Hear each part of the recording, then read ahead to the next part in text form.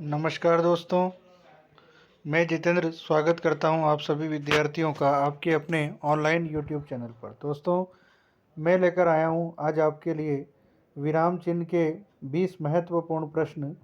दोस्तों, ये 20 महत्वपूर्ण प्रश्न रीट परीक्षा में आप सभी विद्यार्थियों के लिए बेहद उपयोगी सिद्ध होने वाले हैं। तो दोस्तों, करते हैं शुरुआत इन 20 प्रश्नों की। प्रश्न नंबर 1 से। दोस्तों, पहला प्रश्न है, कोष्ठक में निर्धारित चिन्ह किसको इंगित करता है? तो दोस्तों, ये जो दो कोष्ठक में चिन्ह लगे हुए हैं, इन्हें उद्धरण चिन्ह कहा जाता है। तो इसका सही विकल्प होगा उद्धरण चिन्ह को। दोस्तों, अगला प्रश्न है, द्वंद्व समास के दोनों पदों के बीच किस चिन्ह का प्रयोग होता है? तो दोस्तों, आपको बता दें, द्वंद्व समास के दोनों पदों के बीच योजक चिन्ह का प्रयोग होता है। तीसरा प्रश्न देखते हैं, कोष्ठक में दिया गया चिन्ह कौन सा है? तो दोस्तों, ये जो उल्टा वी लिखा हुआ है, ये चिन्ह कौन सा है? तो दोस्तों, याद रखें, इस तरीके से जो चिन्ह बना हुआ होता है, इसे कहते हैं हंस पद चिन्ह। अब देखते हैं दोस्तों प्रश्न नंबर 4। प्रश्न नंबर 4, किसी के कथन को उद्धृत करते समय किस विराम चिन्ह का प्रयोग किया जाता है? यानी किसी भी व्यक्ति के द्वारा कहा गया कथन को जैसा का जैसा अगर हमें लिखना है, तो उसके लिए हमें अवतरण या उद्धरण चिन्ह का प्रयोग करना पड़ता है। दोस्तों, प्रश्न नंबर 5, ये जो कोष्ठक में चिन्ह लगा हुआ है, ये इस विराम चिन्ह का क्या नाम है? तो दोस्तों, ये इस तरीके से जो चिन्ह लगा हुआ होता है, इसको अर्ध विराम कहा जाता है। दोस्तों, देखते हैं प्रश्न नंबर 6।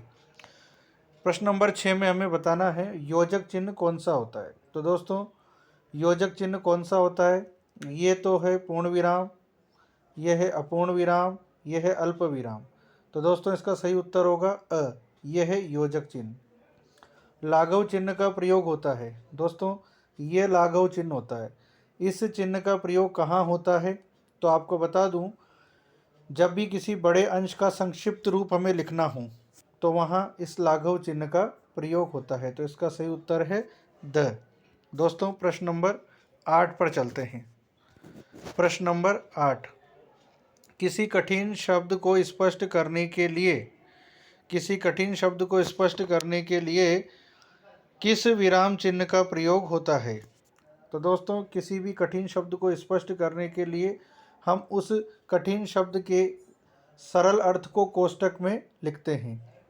तो आपको बता दें, जब कोई भी शब्द कठिन लिखा हुआ हो, तो उसका सरल रूप कोष्ठक में दिया हुआ होता है। तो ये कोष्ठक इसका सही विकल्प होगा। प्रश्न नंबर 9, निम्नलिखित में से कौन सा अल्प विराम चिन्ह है? दोस्तों, अल्प विराम चिन्ह, ये लाघव चिन्ह है, ये विस्मय सूचक चिन्ह है, ये विवरण चिन्ह है। तो दोस्तों, इसका सही विकल्प होगा यह है अल्प विराम। निदेशक चिन्ह कौन सा है? तो दोस्तों, ये समाप्ति सूचक चिन्ह, ये संकेत चिन्ह, ये योजक चिन्ह। तो इसका सही विकल्प होगा ब, यह है निदेशक चिन्ह। ये योजक चिन्ह से बड़ा होता है, छोटा योजक चिन्ह और बड़ा निदेशक चिन्ह। दोस्तों, प्रश्न नंबर 11 की ओर बढ़ते हैं। प्रश्न वास्तव में बेहद उपयोगी सिद्ध होने वाले हैं रीट परीक्षा में। तो दोस्तों, जब दो में से किसी एक को चुनने का विकल्प हो, तो वहाँ किस प्रकार के चिन्ह का प्रयोग किया जाता है? तो दोस्तों, जब दो विकल्प में से किसी एक को चुनना हो, तो या के अर्थ पर कौन सा चिन्ह लगाया जाता है? तो दोस्तों, यह है लोप सूचक चिन्ह, ये हंस पद या त्रुटि चिन्ह, यह संकेत चिन्ह। तो दोस्तों, जब दो में से किसी एक को चुनने का विकल्प हो, तो वहाँ पर वैकल्पिक चिन्ह का प्रयोग किया जाता है, जो इस तरीके का होता है। तो इसका सही विकल्प होगा स। बढ़ते हैं दोस्तों, प्रश्न नंबर 12, जब किसी कही हुई बात को स्पष्ट करने या उसका विवरण प्रस्तुत करने के लिए वाक्य के अंत में किस चिन्ह का प्रयोग किया जाता है? अर्थात ये हमसे विवरण चिन्ह पूछ रहे हैं। तो विवरण चिन्ह कौन सा होता है? दोस्तों, विवरण प्रस्तुत करने के लिए वाक्य के अंत में किस चिन्ह का प्रयोग किया जाता है? तो इस विवरण चिन्ह का, ये विवरण चिन्ह है। दोस्तों, ये संकेत चिन्ह, ये कोष्ठक, और ये जो चिन्ह है, ये योजक चिन्ह है। लेकिन हमें बताना है विवरण प्रस्तुत करने के लिए वाक्य के अंत में किस चिन्ह का प्रयोग होता है? तो विवरण चिन्ह का। दो शब्दों को जोड़ने के लिए, प्रश्न नंबर 13, दो शब्दों को जोड़ने के लिए किस चिन्ह का प्रयोग करते हैं?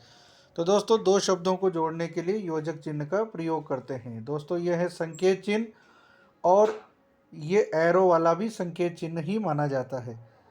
दोस्तों यह है अपूर्ण विराम और यह है अर्ध विराम। लेकिन प्रश्न नंबर 13 है, दो शब्दों को जोड़ने के लिए किस चिन्ह का प्रयोग किया जाएगा?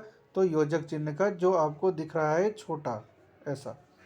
किसी कवि के उपनाम में, प्रश्न नंबर 14, किसी कवि के उपनाम में प्रयुक्त होने वाला चिन्ह। दोस्तों कवियों के उपनाम में एक हरा उद्धरण चिन्ह लगता है, सिंगल इन्वर्टेड कोमा। प्रश्न नंबर 15 की ओर बढ़ते हैं। किसे विस्मरण चिन्ह भी कहते हैं? दोस्तों आपको बता दें, विस्मरण चिन्ह को हंस पद या त्रुटि चिन्ह भी कहा जाता है, जो उल्टा वी आकृति का होता है। उल्टा वी आकृति का होता है। इसमें सही विकल्प होगा ब। और ये जो जीरो जैसा लिखा हुआ है, यह है लाघव चिन्ह और ये लोभ चिन्ह। तो हमारा विस्मरण चिन्ह का जो सही विकल्प होगा वो होगा विकल्प प।